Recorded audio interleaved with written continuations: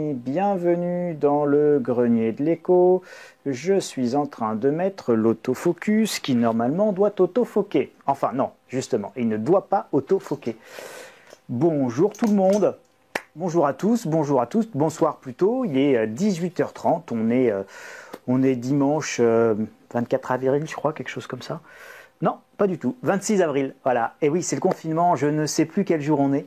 Je ne sais plus me situer dans le temps. Je suppose que vous aussi, c'est un petit peu compliqué pour le positionnement temporel là.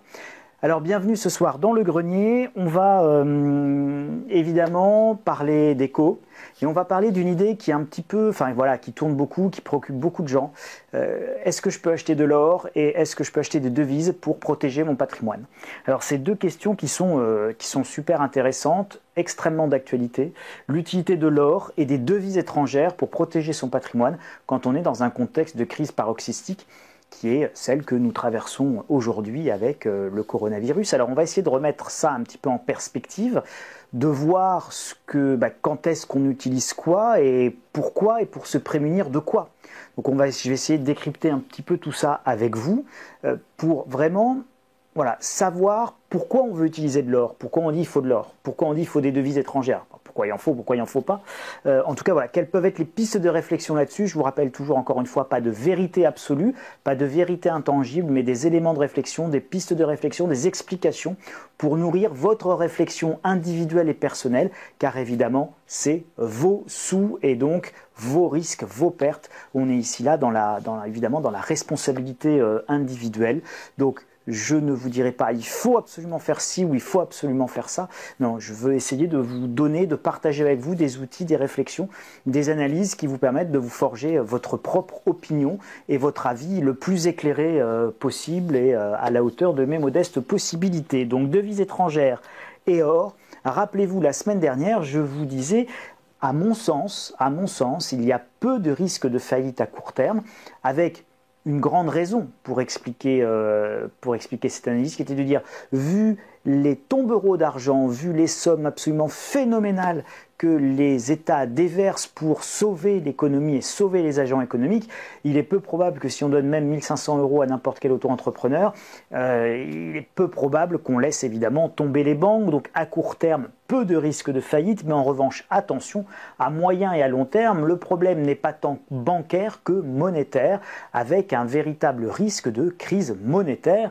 Et donc, c'est dans ce contexte justement de crise monétaire, c'est parce qu'on a peur d'une crise monétaire qu'on va se dire finalement quels sont les outils patrimoniaux que je vais pouvoir utiliser pour essayer de me désensibiliser ou de me protéger des effets de cette crise monétaire. Et comme le nom l'indique, une crise monétaire, c'est une crise qui touche la monnaie et donc ça touche la valeur de la monnaie.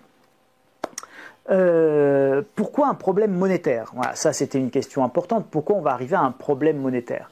Alors, le cheminement intellectuel, c'est le suivant. C'est un résumé, c'est un petit peu plus compliqué dans la vraie économie si on voulait faire des modélisations complètes, complexes, etc. Mais globalement, dans l'épaisseur du trait, pour une simplification pas totalement simpliste, on peut dire que voilà, le point de départ, c'est la crise du coronavirus. Et cette crise du coronavirus, elle vous entraîne une crise économique qui est très très forte. Je vous expliquerai dans la diapo suivante quel est le montant de perte du PIB. Vous allez voir, c'est coton, les amis. Donc, cette crise économique, comme c'est tout simplement la pire que nous ayons jamais vue, on est aujourd'hui capable de la mesurer, enfin en tout cas d'avoir les premières mesures, vous avez des plans d'urgence. Et ces plans d'urgence, en France, donc en France, c'est le plan d'urgence, mais au niveau international, c'est des plans d'urgence en Italie, en Espagne, en Allemagne, aux États-Unis, évidemment, enfin bref, partout dans le monde, en Chine, etc. Donc vous avez des plans d'urgence qui sont extrêmement coûteux, et vous allez voir à la diapo suivante à quel point c'est coûteux.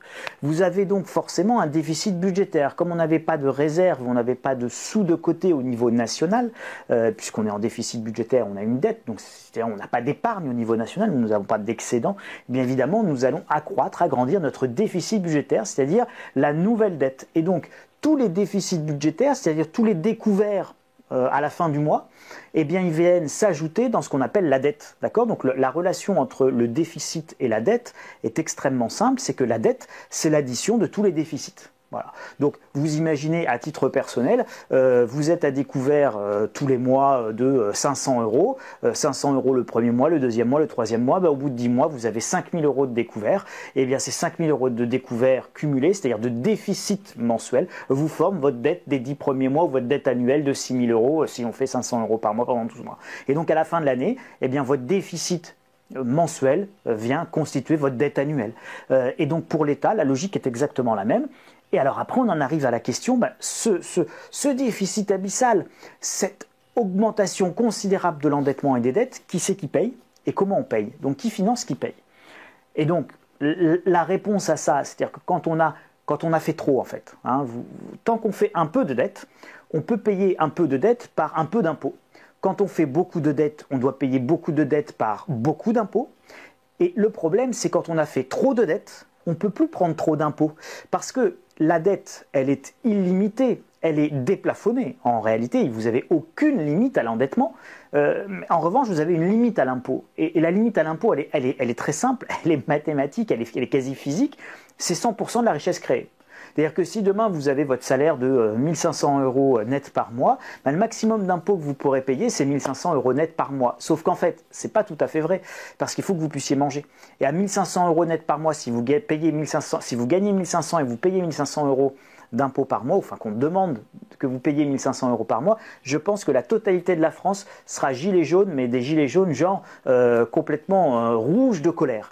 Donc évidemment, vous avez une limite à l'impôt, et la limite à l'impôt, quand vous prélevez 57% du PIB, globalement en France, à 2-3% près, vous y êtes. Donc évidemment, qui finance, qui paye? Eh bien quand c'est trop de dettes, ça ne peut plus être trop d'impôts. Donc vous avez ce qu'on appelle de l'impression monétaire et de la monétisation de la dette, c'est-à-dire c'est les banques centrales.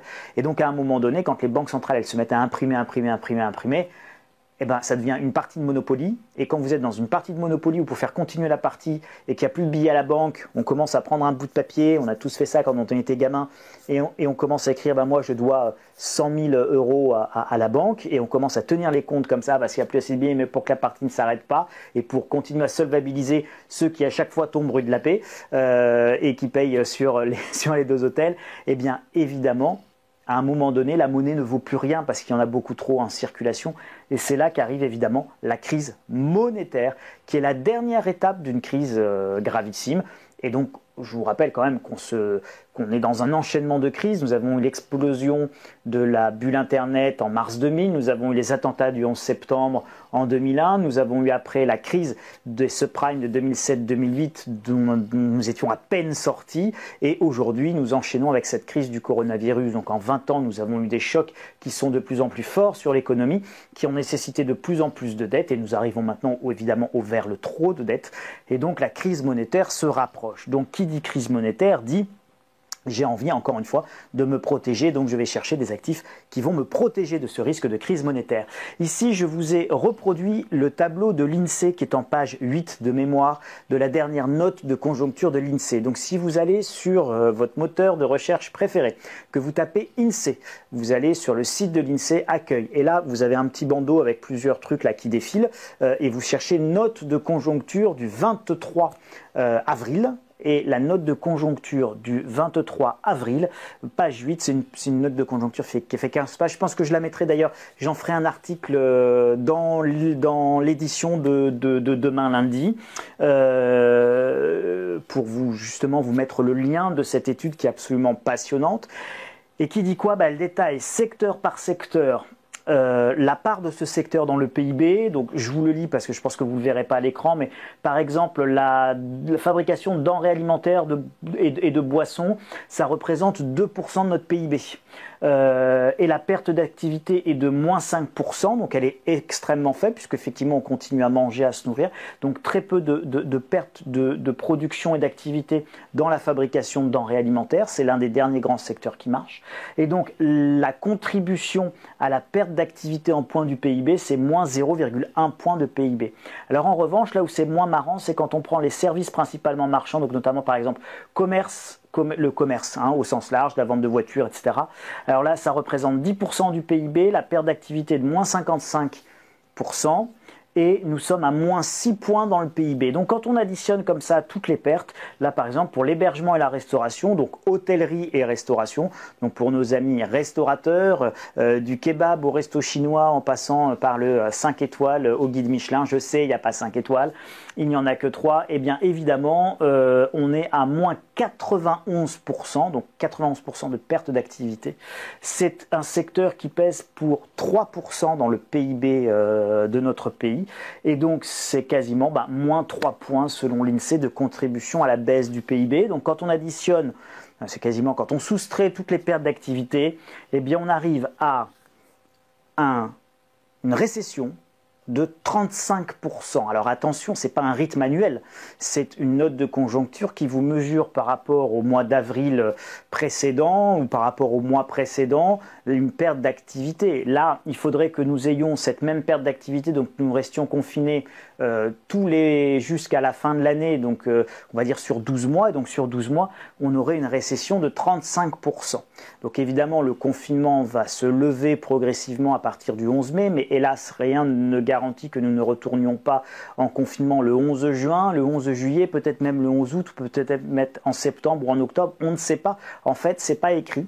Donc ce qui est sûr, c'est que vous voyez, l'impact, il est absolument considérable. J'insiste, c'est pas un impact annuel, mais en revanche, vous voyez un petit peu l'effet de l'arrêt de l'économie. C'est absolument considérable et terrible. C'est un choc économique qui juste n'a jamais eu lieu. Moins 35% sur un mois de chute de PIB. Voilà, une récession de moins 35%, c'est du jamais vu. Évidemment, même en 2007, 2008, 2009, qui a été une grande crise, ça ne s'est jamais produit. Et je pense que même pendant la guerre, ça ne s'est jamais produit, puisque là où il y avait les batailles, évidemment, il y avait des arrêts de production, mais enfin le reste du pays fonctionnait, donc c'était pas tout le pays qui était à l'arrêt. Donc c'est tout simplement une situation totalement inédite, et cette situation inédite est de plus complètement mondiale. Donc si l'économie s'arrête, évidemment, il faut beaucoup d'argent. Beaucoup d'argent pour plusieurs raisons. La première raison, tiens, j'ai une erreur de titre, comprendre le bilan bancaire, ça c'est un titre qui est resté de la semaine dernière. Désolé, ça c'est le problème des copier-coller. Plan d'urgence, donc les plans d'urgence, ils ont un coût, d'accord? C'est les plus de 400 milliards d'euros qui ont été engagés, pas dépensés, engagés, à peu près 110 milliards d'euros qui sont actuellement dépensés, puis 300 milliards d'euros de garanties bancaires qui sont accordées pour les prêts par l'État. Donc on parle là d'engagement, puisqu'une garantie bancaire, ce n'est pas une dépense. Donc ça sera une dépense si les crédits ne sont pas remboursés. Donc en tout cas, on va dire il y a 410 milliards d'euros de dépenses et d'engagements, avec une majorité pour les engagements par rapport aux dépenses, mais on va dire qu'une crise, ça coûte globalement une crise de cette ampleur, c'est minimum 150 milliards d'euros par mois. Pourquoi? Parce qu'il y a le plan de relance, les 110 milliards, ça c'est ce qu'on dépense. Après, il y aura les plans de relance, mais vous avez aussi une grande hausse des dépenses sociales, donc ça reste dans les 110 milliards. Mais ce qu'on ne compte pas dans les 110 milliards de dépensés, pour le moment, c'est évidemment la baisse des rentrées fiscales. Vous imaginez bien que quand tout est à l'arrêt, quand il n'y a plus un seul commerçant qui commerce, vous n'avez pas 1 centime d'euro de TVA qui rentre dans les caisses de l'État. Vous n'avez plus de charges sociales qui rentrent dans les caisses de l'État, puisque tout le monde est mis au chômage partiel. Donc, vous avez là une catastrophe absolue en termes de rentrée fiscale. Donc vous verrez, on va surveiller ces chiffres, mais je suis sûr que quand on les aura, je pourrai venir vers vous dans quelques jours ou quelques semaines et vous dire, voilà, ça y est, on a les premiers chiffres de la baisse des rentrées fiscales, et c'est une baisse des rentrées fiscales de 30%, de 40%, de 50%, de 60%. Je ne suis pas encore capable aujourd'hui de vous l'estimer. Enfin, on peut penser que s'il y a 35% du PIB en moins, on peut penser que sur le mois-là, on va avoir à peu près 35 à 40, voire 50% de baisse des rentrées fiscales.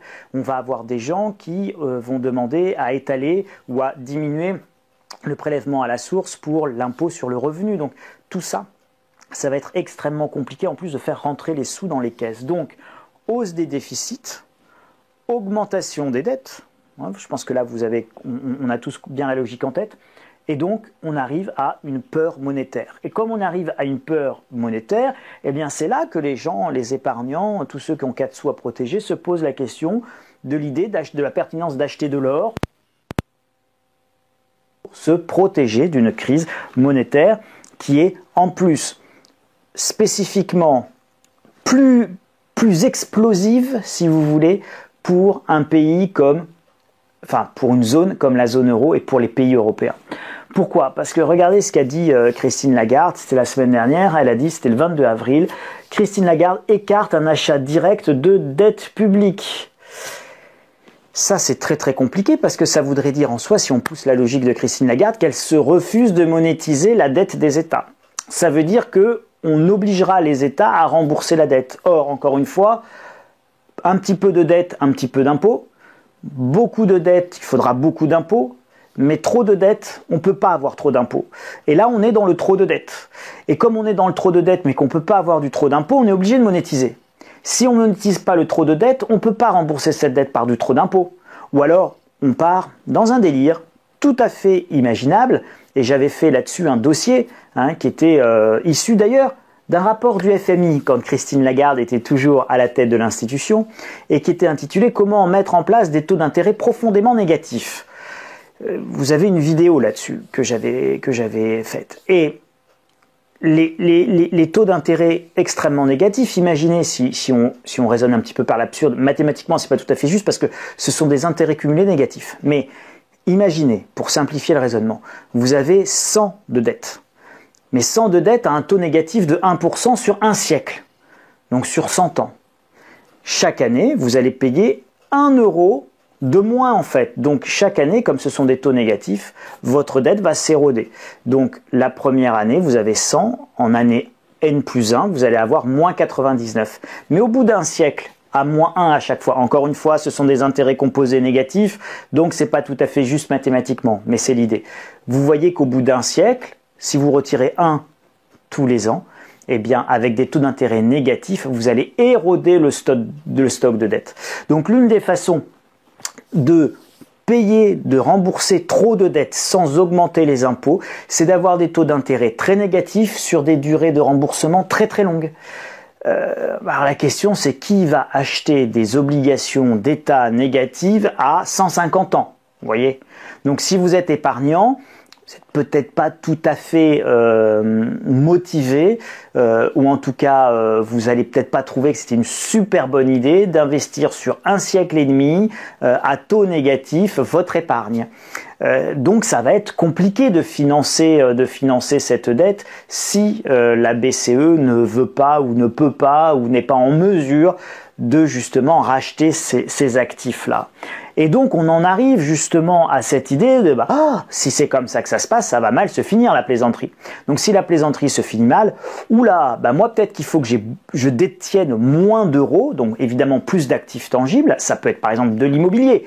Le problème c'est que l'immobilier en période de récession et de déflation, comme l'immobilier s'achète à 96% avec un recours au crédit quand on est déflationniste, c'est très compliqué de recourir au crédit dans un contexte déflationniste. Donc l'immobilier se comporte extrêmement mal dans les contextes déflationnistes et il se comporte convenablement dans les contextes inflationnistes. Donc dans un contexte déflationniste de crise et de dépression profonde, l'immobilier est un mauvais actif et il perd de la valeur. En plus, il n'est pas liquide, on y reviendra plus tard.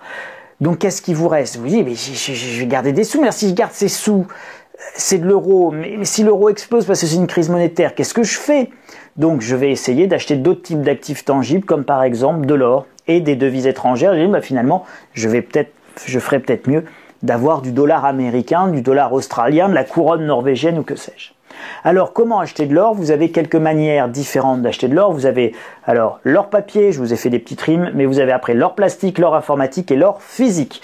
Donc l'or papier, ce sont les ETF, les trackers, tout ce qui reproduit l'once d'or cotée. Alors là, vous verrez jamais un gramme d'or. Vous achetez de l'or de bourse, de l'or coté, si vous voulez, des produits plus ou moins synthétiques financièrement qui reproduisent un indice ou qui reproduisent le cours. Vous pouvez prendre avec plus ou moins de contrepartie derrière, soit un produit synthétique pur, soit un fonds qui dit que théoriquement derrière il y a une réserve d'or, etc., etc. Donc voilà, vous avez un certain nombre de choix, mais là vous verrez jamais un gramme d'or. Vous achetez un produit qui va répliquer le cours avec ou sans taux de change. D'ailleurs, c'est le principe on appelle ça un fonds conto ou pas conto. Vous avez de l'or plastique. Alors l'or plastique, c'est l'or qui est adossé à des cartes de paiement. Alors cet or adossé à des cartes de paiement, ben voilà, il y a certains qui trouvent que c'est super, c'est une très bonne idée, c'est très chouette, c'est bien marketé, c'est tout ce que vous voulez, c'est très rigolo. Attention, vous avez donc là sur l'or à la bourse, vous ne le verrez jamais. Et vous pouvez avoir notamment des produits, des ETF qui peuvent se retrouver tout simplement bloqués de cotation, par exemple. S'il y a des cotations suspendues ou des marchés suspendus, eh bien vous vous retrouvez avec un actif que vous ne pouvez plus forcément vendre ou traiter à la bourse. Quand vous avez une suspension de bourse, hein, c'est ce qui s'est passé en Chine, par exemple, ils ont suspendu les marchés. Si les marchés sont suspendus, bah, tant que les marchés sont suspendus, vous ne pouvez rien vendre. L'or plastique, vous allez avoir un autre type de risque, c'est que, par exemple, si on décide de réduire les paiements ou de couper les cartes bleues, bah votre or en fait il est adossé à une carte de paiement. Si la carte de paiement a un problème, vous n'accédez plus à votre or. Ça ne veut pas dire que votre or n'est plus là, ça veut dire que vous pouvez plus y accéder, un petit peu de la même manière que des cours qui seraient suspendus. Alors c'est plus ou moins temporaire, plus ou moins long, plus ou moins lent, voilà, on ne sait pas ce qui peut se passer, c'est juste un des risques potentiels que vous pouvez trouver.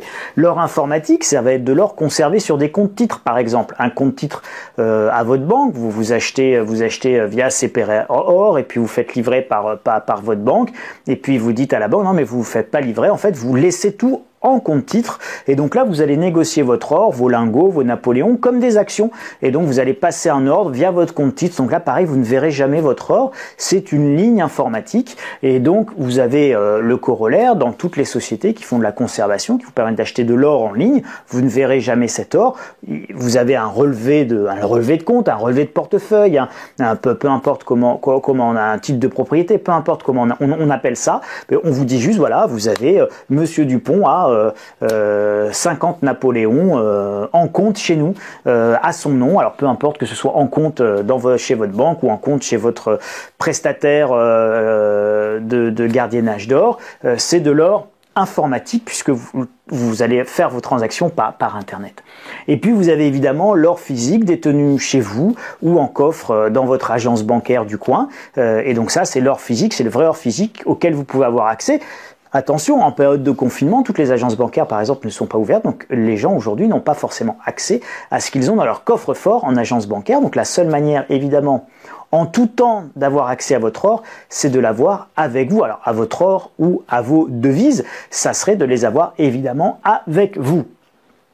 Attention donc évidemment au mode de conservation et chaque type d'or a son propre type de risque. Voilà, donc il faut bien définir tout ça, il faut bien être conscient des risques et la meilleure manière évidemment de limiter ou de maîtriser les risques, c'est de diversifier vos modes de détention d'or. Si vous mettez tout chez vous hein, et que vous mettez sur votre boîte aux lettres une pancarte, ici je détiens 500 lingots d'1 kilo à 50 000 euros dans ma maison, dont la clé est située sous le paillasson, fort probable que vous ne les déteniez pas très longtemps. Donc évidemment tout ça c'est une question de gestion du risque, d'appréciation du risque et de diversification de votre risque. Pourquoi acheter des devises maintenant? Donc tout simplement, donc on achète de l'or parce que l'or il vous permet d'être hors euro, hors dollar. L'or il a sa valeur propre, il est coté en dollars, mais il a une expression dans chaque monnaie. Vous avez une cotation de l'or en yuan en Chine, en yen au Japon, en euros en France, etc. etc. Donc chaque monnaie est cotée en or et inversement, l'or est coté dans chaque monnaie. Ce qui veut dire que quand vous détenez de l'or, vous détenez de l'or, vous ne détenez plus de monnaie, vous détenez de l'or. Il y a une autre manière de vous désensibiliser à une monnaie, c'est d'acheter d'autres monnaies. Donc pour vous désensibiliser à l'euro, vous achetez de l'or ou vous achetez d'autres monnaies que l'euro. Mais attention, dans ce cas-là, vous allez quand même détenir des monnaies. Alors pour ne plus détenir des euros ou moins d'euros, c'est la désensibilisation. Pour diversifier son cash, et ben là vous allez pouvoir même mettre plusieurs types de monnaies. Il y a l'or qui est une quasi-monnaie ayant sa propre cotation en dollars, c'était ce que je vous disais, mais l'or il a sa propre valeur en dehors de toute notion d'autres monnaies. Et il y a les autres devises étrangères. Attention, les devises étrangères, vous avez un risque de change. C'est pas parce que vous achetez aujourd'hui du dollar que le dollar va monter. Si demain le dollar baisse, vous allez vous appauvrir. Et donc, vous avez ce qu'on appelle un risque de change. Et je vais vous donner l'exemple d'une monnaie qui était très à la mode il y a quelques années, dont j'avais parlé d'ailleurs, qui est la couronne norvégienne. Regardez, elle a atteint son point haut en 2012. Et depuis 2012, eh bien, elle a considérablement baissé jusqu'à cette chute là qui est quasiment un crack ici de la couronne norvégienne, et bien qui est tout simplement l'effondrement du pétrole auquel nous avons assisté avec le coronavirus. Donc celui qui a acheté de la couronne norvégienne en 2012 et qui aurait voulu la revendre là en 2020, eh bien il avait perdu à peu près 50% de sa valeur. Pourtant, la couronne norvégienne, c'est vachement bien, base monétaire assez restreinte, assez réduite, et en plus un pays assis sur des réserves naturelles considérables que sont le pétrole. Et ben, manque de chance, bing bang boom patatras, la couronne norvégienne sur les 8 à 7 dernières années, c'était une très mauvaise idée patrimoniale. Ça ne veut pas dire qu'à un moment donné, on n'a pas eu des petites hausses, etc., mais ça n'a pas été une bonne idée puisque finalement le pétrole de la mer du Nord et de la Norvège n'a pas été d'une grande aide ou d'un grand soutien pour soutenir la valeur de la couronne norvégienne. Au contraire, ça a même produit l'effet inverse, ça a fait baisser la valeur de cette monnaie. Alors, quelles sont les grandes devises? Eh bien, c'est un choix qui est très limité. Livre sterling, le yuan chinois, le rouble russe, le yen japonais, l'euro, le franc suisse, le dollar canadien, australien, américain évidemment, et le réal brésilien. Pourquoi ces monnaies-là? Pourquoi ces devises-là? Tout simplement parce que ce sont soit les plus grands pays, soit les plus grandes monnaies, soit les pays avec les plus grandes armées, bref, les seules monnaies qui soient réellement importantes dans le monde, de par leur utilisation ou de part évidemment alors le yuan par exemple qui ne se négocie pas très facilement, le yuan chinois c'est 1,5 milliard d'habitants en Chine qui utilisent le yuan chinois, donc si vous voulez c'est dans un monde qui se voudrait totalement ouvert, c'est une monnaie importante. Le réal brésilien, ce sont des dizaines de millions de Brésiliens qui l'utilisent et c'est évidemment une économie centrale dans l'Amérique latine et peut-être la plus grosse et la plus solide des économies d'Amérique latine. Donc voilà pourquoi le choix de ces devises. Mais vous voyez bien que si vous voulez raisonner diversification par rapport à l'euro, je ne suis pas persuadé évidemment que vous allez aller chercher du réal brésilien, je ne suis pas persuadé que vous alliez chercher du dollar australien, sauf si vous avez un gamin qui est parti faire des études en Australie. Vous allez évidemment, et ça je vous le dis, plutôt aller vers du franc suisse, de la livre sterling ou évidemment, bien entendu, du dollar américain. Comment on achète des devises? Eh bien les devises on les achète un petit peu de la même manière que l'or. Vous avez les devises informatiques avec des comptes de devises, avec chez un broker, chez votre banquier, etc. Donc c'est un peu comme un compte titre, mais pour les devises. Et puis vous avez des devises physiques détenues chez vous. Donc tout simplement, vous allez dans un bureau de change, vous donnez 1000 euros et on vous donne 1000 dollars, 1000 francs suisses, enfin l'équivalent de vos euros. Et puis vous gardez ces sous-là chez vous. Et vous avez évidemment la troisième possibilité qui est d'acheter des devises à travers un actif comme des actions ou des obligations. Si vous achetez des actions Google aux États-Unis, eh ben elles sont libellées en dollars. Donc vous achetez non seulement du Google et de l'action, mais vous achetez une action Google, un titre de propriété Google, mais vous les achetez également du dollar. C'est la même chose pour Apple, vous achetez du dollar et vous achetez des téléphones portables. Conclusion, l'or et les devises, c'est une bonne alternative à la détention des euros, mais attention, les devises restent des monnaies fiduciaires. Et donc les devises, ça reste une monnaie papier. Et quand une monnaie papier fait le même type, font toutes le même type d'erreur, il y a le même type de conséquences. Je fais un petit stop là-dessus, juste 30 secondes. On vous a parlé de l'impression et des dettes européennes, mais évidemment, vous avez les impressions et les dettes américaines qui sont considérables également. Donc, évidemment, le dollar peut aussi se déprécier. Simplement, la question qui va se poser, c'est va-t-il se déprécier plus ou moins vite que l'euro? Et comme on est dans un marché d'échange flottant, eh bien, tout est relatif. Par l'absurde, si toutes les monnaies augmentent leur masse monétaire au même rythme, eh bien, dans le marché d'échange, ça ne se verra pas puisque tout le monde fait la même bêtise au même moment. Donc, les monnaies les unes par rapport aux autres vont rester stables. Ce qui se voit dans un marché de change flottant, c'est si vous avez une zone monétaire qui fait n'importe quoi. Si demain, les Japonais, avec leur yen, émettent des milliards de trilliards de yens et qui sont les seuls à le faire dans un monde où aucune banque centrale n'a une politique monétaire expansionniste, eh ben, le yen va perdre énormément de sa valeur. Mais si tout le monde le fait au même moment, ça va pas se voir, puisque en réalité, personne ne perdra de valeur par rapport à personne, puisque tout le monde fait n'importe quoi. Mais votre monnaie va perdre de la valeur par rapport à des étalons fixes comme les matières premières, par exemple. Alors, ça pourrait être le cas du pétrole, là c'est pas le cas, mais ça pourrait être le cas du pétrole, mais ça pourrait être également évidemment par rapport à l'or que l'on verrait la dépréciation des monnaies. La pyramide Dexter, j'en parle rapidement et j'en reparle et j'en parle régulièrement, c'est la pyramide inversée des liquidités. Dexter, c'était un économiste américain qui a très bien vécu la crise de 29, la crise économique des années 30, etc. Et il parlait de la liquidité des actifs. Donc tout en haut, vous avez les petits commerces, l'or. Bref, les petits commerces aujourd'hui, ils sont fermés. D'accord? Donc ils ne valent plus rien, ils sont pas négociables. Personne n'a envie aujourd'hui d'acheter une boutique qui peut pas ouvrir et qui peut pas vendre. L'immobilier, l'immobilier, il n'est pas liquide, il n'est pas fractionnable. Donc quand vous avez besoin de le revendre très rapidement, regardez aujourd'hui, revendre son immobilier, c'est pas simple. Ça veut pas dire que c'est pas possible, ça veut dire que c'est pas simple. Donc c'est pas liquide de la même manière. Il faut trouver un acheteur, que cet acheteur trouve un crédit, que ce crédit lui soit donné, etc., etc. Donc il y a beaucoup d'inquiétudes aujourd'hui sur le marché immobilier. Les actions de PME, les actions de petites sociétés, les actions de PME qui sont fragiles, elles sont également illiquides et il n'y a personne pour vous acheter 20% de la PME Tartampion qui fait de la fonderie machin sur des petites pièces de machin et de bidule parce que c'est très compliqué, c'est très illiquide, vous pouvez pas diriger le truc, etc.